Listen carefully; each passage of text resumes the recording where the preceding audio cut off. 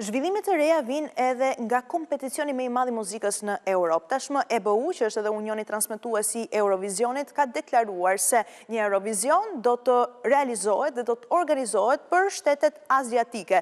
Për kontinentin fshirë bëhet fjalë pikërisht për 10 vende të cilat kanë pranuar tashmë pjesëmarrjen e tyre, është Bangladeshi, Butani, Kambodža, Laosi, Malajzia, Nepali, Filipinët, Korea e Jugut, Tajlanda dhe Vietnami.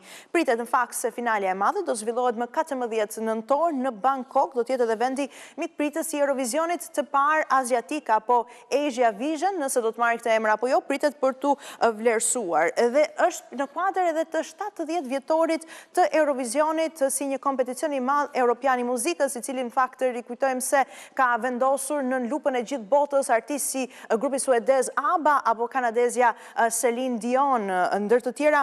Rikujtojmë se ka pasur dhe zhvillime nga Rusia, të cilët që për vitin 2022 nuk marrin pjesë në Eurovision, si pasojë nisjes së pushimit plot Ukrainës, është bojkotuar jo vetëm nga ky kompeticion muzikor, po edhe shumë kompeticione të tjera sportive. Për pasojë Kremlini deklaroi shpallje edhe realizimin e Intervision, që do të ishte në fakt një kompeticion i madh muzikor ndërkombëtar.